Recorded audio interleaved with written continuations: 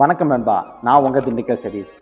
நம்ம சிஎஸ்கேவை ஆல்ரெடி நம்ம வீடியோ பார்த்தோம். ஐபிஎல் 2025ல சிஎஸ்கேவோட ஸ்ட்ராட்டஜி என்ன, சிஎஸ்கேவோட பிளேயிங் லெவன் என்ன, அவங்க குவாலிஃபை ஆவாங்களா மாட்டாங்கன்னு ஆல்ரெடி நம்ம பேசியிருந்தோம். இப்போ ரெண்டாவதாக நம்ம என்ன வீடியோ போடுறோம்னா, நம்ம சிஎஸ்கே பற்றி பேசாது. ஸோ அடுத்து நம்ம ஆர்சிபி பற்றி பேசுவோம்.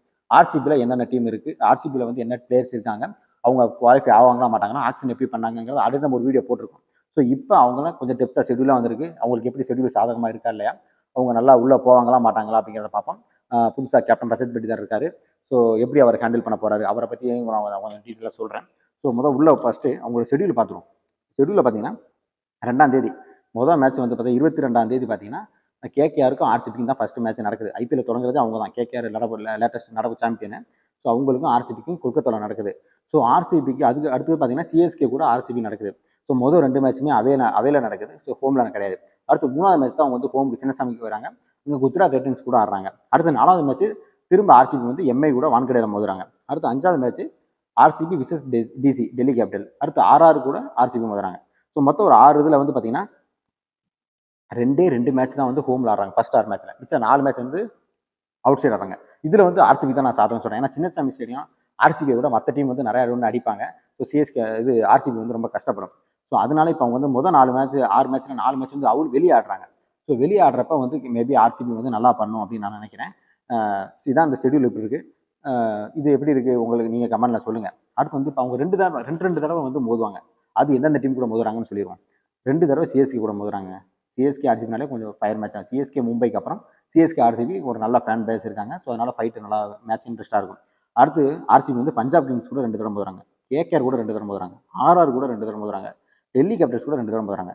இதில் அவங்க அவங்களுக்கான வின் ப்ராபபிலிட்டி எங்கே இருக்குது அப்படின்னு பார்த்தீங்கன்னா, டிசி கூட ஜெயிக்கலாம், ஆர்ஆர் கூட ஜெயிக்கலாம், கேகேஆர் கூட 1-1 ஜெயிக்கலாம், பஞ்சாப் கிங்ஸ் கூட 1-1 ஜெயிக்கலாம், சிஎஸ்கே கூட 1-1 ஜெயிக்கலாம் அப்படின்னு நான் எதிர்பார்க்குறேன். ஸோ நீங்கள் என்ன எதிர்பார்க்குறீங்க நீங்கள் சொல்லுங்கள். அடுத்து அவங்களுக்கு ஈவினிங் மேட்ச் 2 மேட்ச் இருக்குது 4 மணிக்கு. ராஜஸ்தான் ராயல்ஸ் கூடயும் பஞ்சாப் கிங்ஸ் கூடயும். பெங்களூரில் கிடையாது. அது ஒரு நல்ல விஷயம் ஆர்சிபிக்கு. ஏன்னா பெங்களூரில் 4 மணிக்கு மேட்ச் இருந்தால் ஹை ஸ்கோரிங்காக போகும். ஏன்னா அங்கே எதுவுமே இருக்காது. ஸோ அதனால் 4 மணிக்கு ஆர்சிபிக்கு மேட்ச் 2 மேட்ச் அவையில் தான் இருக்குது. ஸோ அது அவங்களுக்கு ப்ளஸ்ஸாக இருக்குன்னு நான் நினைக்கிறேன். அடுத்து அவங்களோட ஸ்குவாட் என்னன்னு படிச்சிருவோம். அந்த ஸ்குவாடை படிச்சுட்டு நீங்கள் அது பிளேயிங் லெவன் என்னன்னு நான் சொல்லிடுறேன். அப்போ அவங்க பேட்டர்ஸ் எடுத்தவங்க யாரும் எடுத்தாங்க பார்த்தீங்கன்னா, ஏன்னா அவங்க ஆல்ரெடி சம் பிளேயர்ஸ் ரீட்டைன் பண்ணியிருந்தாங்க. அதுக்கப்புறம் பார்த்தீங்கன்னா, இப்போ ஆக்ஷன்லேயும் ஒரு வித்தியாசமான ஆக்ஷனாக இந்த தடவை ஆர்சிபி இருந்தாங்க. ஏன்னா எப்பயுமே பார்த்தீங்கன்னா ஆர்சிபி நல்லா ஃபேமஸான பிளேயரு, நல்ல பேர் உள்ள பிளேயரு, நல்ல ரெக்கார்ட்ஸ் உள்ள பிளேயர், அந்த மாதிரி பிளேயராக எடுத்து அவங்க ஆடுவாங்க. அதில் ரிலீஸ் பண்ணிடுவாங்க. நம்ம கேஎல் ராகுல் வருவார், பாபு பிளிஸ் திரும்ப தக்க வைப்பாங்க அப்படின்லாம் பார்த்தோம். ஆனால் பாபு பிளிஸ்லாம் 2 கோடி சும்மா சிம்பிளாக வேறு டீமுக்கு எடுத்துகிட்டு போயிட்டாங்க. பாபு பிளிஸியை கேஎல் ராகுலை லக்னோவுக்கு போயிட்டார். லக்னோவிலேருந்து டெல்லிக்கு போயிட்டார். ஸோ இந்த மாதிரி நிறையா சேஞ்சஸ் நடந்துருச்சு இந்த ஐபிஎல்லில். ஸோ அதனால் ஆர்சிபியோட அந்த பழைய கோர்லாம் போயிட்டாங்க. அந்த கேஜிஎஃப்னு சொல்கிற அந்த பழைய கோர் போயிட்டாங்க. இப்போ எல்லாமே திரும்ப ரீயூனியன் மாதிரி திரும்ப ரீக்ரியேட் பண்ணுறாங்க. அதாவது புதுசாக ஒரு டீம் பில்ட் பண்ணியிருக்காங்க. இந்த கோர் எப்படி இருக்குங்கிறத நம்ம பார்த்துவோம். முதல் பேட்டர்ஸ் எடுத்து பார்த்தீங்கன்னா, விராட் கோலி நம்ம தலைவர் இருக்கார். ரஜத் பட்டிதார் பில் சால்ட்டை ஓப்பனிங் நல்லா 8 கோடி கிட்ட சம்திங் கொடுத்துருந்தாங்க. ஜித்தேஷ் சர்மா அதே மாதிரி ஒரு 8 கோடி கொடுத்துருந்தாங்க. தேவதர் படிக்கல ஒரு 4 கோடி சம்திங் எடுத்தாங்க. ஸோ இதை உங்களோட பேட்டர்ஸ் இவ்வளோ தான் இருக்காங்க. ஆல்ரவுண்டர்ஸில் பார்த்தீங்கன்னா லியாம் லிம்சன் எடுத்தாங்க, குர்னல் பாண்டே எடுத்தாங்க, ஸ்வப்னல் சிங் எடுத்தாங்க, டிம் டேவிட் எடுத்தாங்க, ரொமாரியோ செப்பாடு, ஜேக்கப் பத்தல். இதில் அந்த ஜேக்கப் பத்தல் காயம் இன்ஜுரி ஆயிடுச்சு. அதுக்கு பதில் வேற ஆள் எடுத்திருக்காங்க ஜேக்கப் பத்தல். அடுத்து பவுலர்ஸ் பார்த்தீங்கன்னா, ஜாஸ் ஹசல்வுட் அவர் வருவாரா இல்லையாங்கிறது கொஞ்சம் டவுட்டாக இருக்குது. ஏன்னா சின்ன இன்ஜுரி இருக்குங்கிறாங்க. அது என்னன்னு தெரியல, நிகழா இல்லை என்னன்னு தெரியல. அதுவும் இல்லாமல் அது ஐபிஎல் முடிஞ்சா வேர்ல்டு டெஸ்ட் சாம்பியன்ஷிப் வருது. ஸோ ஆஸ்திரேலியா பிளேயர்ஸ் எல்லாருமே மோஸ்ட்லி அவங்களோட கண்ட்ரிக்கு தான் ப்ரிஃபர் பண்ணுவாங்க. ஸோ இவர் வருவாரா இல்லைங்கிறது கொஞ்சம் டவுட்டாக தான் இருக்குது. இன்னும் நமக்கு அப்டேட் நியூஸ் வரல, வந்தால் நான் கண்டிப்பாக சொல்கிறேன். அடுத்து ரசிக்தார் சலாம் அவர் ஒரு சின்ன பையன், ஆல்ரெடி காஷ்மீரில் இருந்து வந்தவர். அடுத்து நம்ம முக்கியமான பவுலரில் பார்த்தீங்கன்னா புவனேஸ்வர் குமார் எடுத்தாங்க. அந்த ஆக்ஷன்லேயே அவங்க பண்ண சூப்பரான விஷயம் எனக்கு பிடிச்சது புவனேஸ்வர் குமார். அடுத்து சுயாஷ் சர்மா ஸ்பின் பவுலிங் எடுத்தாங்க. Nuwan Thushara Sri Lanka bowler, Lungi Ngidi South Africa, and Yash Dayal already அவங்க எடுத்த பவுலர்ஸ். இதுதான் அவங்களோட ஸ்குவாடு. இந்த ஸ்குவாடை வச்சு அவங்க எப்படி ஒரு பிளேயிங் லெவனை பண்ணுவாங்க அப்படின்னு பார்க்குறீங்கன்னா, இப்போ என்னோட பிளேயிங் லெவன் எப்படி இருக்கும் ஸ்டார்டிங் பிளேயிங் லெவன் அப்படின்னு பார்த்தீங்கன்னா, Virat Kohli open with Phil Salt. So wicket keeping முடிஞ்சு opening with Virat Kohli. So Phil Salt power pack அடிக்கக்கூடியவர். விராட் கோலி அங்கே ஸ்டாண்ட் பண்ணாலே ஓகே தான். அடுத்து ஒன் டே ஒன்று ரஜத் பட்டிதார். 4வது பார்த்தீங்கன்னா லிவிங்ஸ்டன் கண்டிப்பாக வந்தே ஆகணும். 5வது ஜித்தேஷ் சர்மா. 6வதுல ஃபினிஷரான டிம் டேவிட். அடுத்து 7 வந்து குருணல் பாண்டியா. ஸோ 7 வரைக்கும் பேட்டிங். நான் அப்படி தான் பண்ணுவேன். நான் 7 வரைக்கும் பேட்டிங் ஆடுறேன். அடுத்து 8வது வந்து புவனேஸ்வர் குமார். அவரும் ஒரு டீசென்ட்டா பேட்டிங் ஆடக்கூடியவர். அடுத்து 9வது வந்து பார்த்தீங்கன்னா ரசிக்தர் சலாம். 10 யாஸ் தயாலு. நல்ல பவுலிங் போட்டுக்கிற நல்ல டேலண்ட் இருக்கு. 11 வந்து ஹேசல்வுட். இப்போ வந்தாருன்னா, ஒருவேளை வரலைன்னா அதுக்கு பதில் ரீப்ளேஸ்மெண்ட் வேற யாராவது போறாங்களான்னு தெரியல. ஸோ 11 இம்பாக்ட் பிளேயரா வந்து பார்த்தீங்கன்னா சுயாஸ் சர்மா தான் உள்ள வருவாருன்னு நினைக்கிறேன். ஏன்னா அவங்ககிட்ட வேற யாரும் குட் ஸ்பின்னர் கிடையாது. அதனால ஒரு குருணல் பாண்டியா மட்டும் தான் இருக்காரு. குருணல் பாண்டியா வச்சுட்டு ஒரு சைடு போடலாம் கூட. 4 ஓவருக்கு குருணல் பாண்டியா 4 ஓவருக்கு 28, 30 ரன் கொடுத்துட்டு போயிடுவார் அவர். ஆனால் விக்கெட்லாம் எடுக்க மாட்டாரு. ஸோ உங்களுக்கு விக்கெட் டேக்கிங் வேணும்னா சுயாஸ் சர்மாவை கொண்டு வந்தால் தான் வந்து உங்களுக்கு சேப்பாக இது சின்னசாமி ஸ்டேடியத்தில் வந்து உங்களுக்கு விக்கெட் எடுக்க முடியும். ஏன்னா சின்னசாமி ஸ்டேடியம் வந்து சின்ன கிரவுண்டு, ஈஸியாக அடிப்பாங்க. ஸோ சுயாஸ் சர்மாவுக்கும் கொஞ்சம் டிஃபிகல்ட்டான இதுதான். பட் ஆனால் வேறு அவங்களுக்கு வேறு ஆப்ஷன் இல்லை. அந்த ஸ்பின் பவுலர் அவங்க எடுத்து ஆகணும். ஸோ சுயாஸ் சர்மா எடுத்துகிட்டு போவாங்க. ஒருவேளை அவங்க ஸ்பின்னு தேவையில்லை அப்படின்னா ஸ்வப்னல் சிங் இந்த மாதிரி ஒரு ஆல்ரவுண்டரை வந்து இம்பாக்ட் பிளேயரை கொண்டு வந்து ரன் இல்லைன்னா ரன் அடிச்சுக்குவாங்க. அந்த மாதிரி பண்ணிக்குவாங்க. ஸோ இந்த ஆர்சிபி டீமோட ஆக்ஷனே வந்து பார்த்தீங்கன்னா கொஞ்சம் வித்தியாசமாக இருந்துச்சு. எப்பயுமே இல்லாத மாதிரி இந்த மாதிரி வித்தியாசமாக இருந்துச்சு. அவங்களோட ஸ்ட்ரென்த் வந்து பார்த்தீங்கன்னா ஒரு புது கோர். ஸோ புது கோர்னால பழையபடி இது வரைக்கும் தோத்துக்கிட்டே இருந்தாங்க. ஆனால் இந்த தடவை கண்டிப்பாக மாற்றணும்னு சொல்லி ஒரு மாற்றம் மட்டுமே மாறாதுங்கிற மாதிரி ஒரு புதுசு எல்லாத்தையும் மாற்றினாங்க. ஸோ அந்த டாப் ஆர்டரில் வந்து பார்த்தீங்கன்னா செம்மையாக நல்லா இருக்கு. ஸ்ட்ரென்த்து வந்து பார்த்தீங்கன்னா எனக்கு ரொம்ப பிடிச்சிருக்கு. டாப் ஆர்டர் வந்து பார்த்தீங்கன்னா ஒரு பவர். முன்னாடி வந்து பார்த்தீங்கன்னா ஆர்சிபினா அந்த ஒரு பவர் இருக்காது. ஒரு 3 பேர்த்த நம்பி தான் இருக்கும். ஆனால் இப்போ வந்து இந்த டீமை பார்க்குறப்ப எனக்கு அந்த மாதிரி தோணலை. கொஞ்சம் மாற ஆரம்பிச்சிருக்கு அப்படின்னு நினைக்கிறேன். ஸோ ஏன்னா ஃபில் ஷாட்டு பட்டு சின்னசாமியில் கண்டிப்பாக ஒரு நல்லாவே படும். போன வருஷம் கேகேஆரில் வந்து அடி வெளுன்னு வெளுத்தாப்புல. அதனால ஃபில் ஷாட் வந்து கண்டிப்பாக ஒரு நல்ல அடிஷனாக நான் பார்க்குறேன் ஆர்சிபியில். அடுத்து ரஜத் பட்டிதார் இப்போ கேப்டன். ஏன் அவரை கேப்டனாக போட்டாங்க நிறைய பேர் கொஸ்டின் பண்ணுறாங்க. விராட் கோலி கேப்டன் போட்டிருக்கலாமே திரும்ப.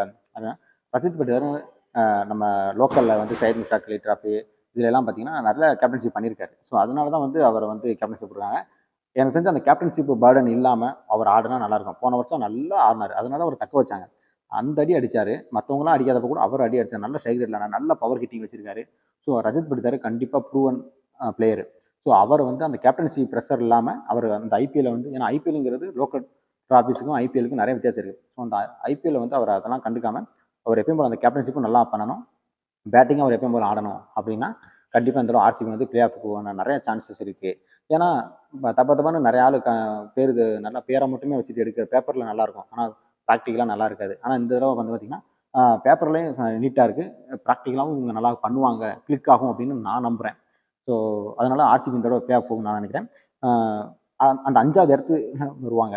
5வது இடத்து பிளே ஆஃப் போகவும் வாய்ப்பு இருக்குது. இல்லை பின்னாடி வரவும் வாய்ப்பு இருக்குது. அந்த 5th பிளேஸ் அவங்க டார்கெட் பண்ணுவாங்க. அதாவது நான் நினைக்கிறேன் அவங்க டார்கெட்டில் இருப்பாங்க 5th பிளேஸில். அல்லது கொஞ்சம் நல்லா விளாண்டாங்க. இந்த எல்லாம் கிளிக் ஆச்சுன்னா கண்டிப்பாக உள்ளே போயிடுவாங்க. 4வது இடத்துல உள்ளே போய் பிளே ஆஃப்குள்ளே போவாங்க. இல்லைன்னா சப்போஸ் மிஸ் ஆச்சுன்னா அந்த 5வது இடத்துல வந்து சும்மா சின்ன டிஃப்ரெண்ட்டில் வந்து இருப்பாங்க அப்படின்னு நான் நினைக்கிறேன். வீக்னஸ் வந்து பார்த்தீங்கன்னா அந்த ஸ்பின் இல்லை. அதுதான் அவங்களோட பிரச்சனையே. புவனேஸ்வர் குமார், யாஸ் தயாலு ஓப்பனிங்கில் போட்டுருவாங்க. எண்டிங்லேயும் புவனேஸ்வர் குமார் போட்டுருவாப்புல. சரி அந்த மிடில் ஓவரில் விக்கெட் எடுக்கிறதுக்கு யாரும் இல்லை. ஸ்பின் பவுலிங் குருணல் பாண்டியா மட்டும்தான் இருக்கார் ஸ்ட்ராங்காக. அவர் வந்து விக்கெட் எடுக்க மாட்டார். நான் அப்பயே சொல்கிறேன். குருணல் பாண்டியா 4 ஓவருக்கு 27 ரன் 28 ரன் 30 ரன் கொடுத்து ஒரு விக்கெட் எடுப்பார் மேக்ஸிமம். அதுக்கு மேலே அவர் வந்து 3 விக்கெட் 4 விக்கெட் எடுப்பார் அந்த மாதிரிலாம் கிடையாது. அவரோட இது அந்த மாதிரி கிடையாது. பேட்டிங்லேயே வந்தார்னா ஒரு 10 ரன் 20 ரன் அடிச்சுட்டு போயிட்டே இருப்பார். கெஸிங் தான். ஒருவேளை இதெல்லாம் கிளிக் ஆச்சுன்னா கண்டிப்பாக ஆர்சிபி உள்ள போகணும். இந்த வருஷம் ஆர்சிபி கப் அடிச்சா எனக்கு ரொம்ப சந்தோஷம். ஏன்னா நம்மளும் ரொம்ப வருஷமாக எதிர்பார்த்துருக்கோம்ல. ஸோ விராட் கோலி கையில் ஒரு கப்பை வாங்கிட்டு அதை பார்க்கணுங்கிற ஆசை எல்லாருக்குமே இருக்குது.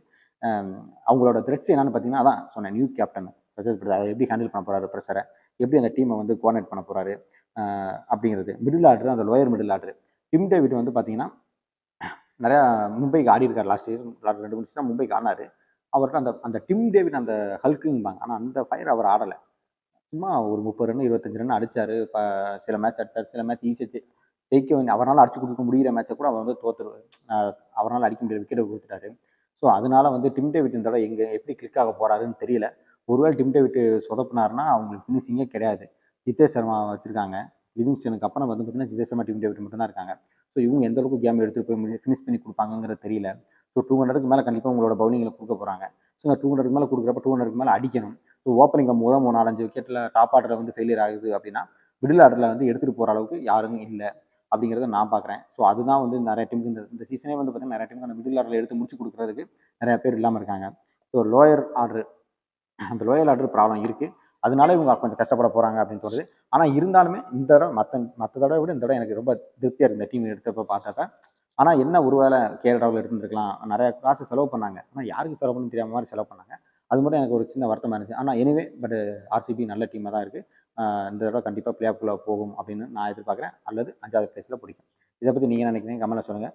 நாளைக்கு வேறு டீமை பற்றி நல்லா டீட்டெயிலாக பேசுவோம். பாய். தேங்க்யூ.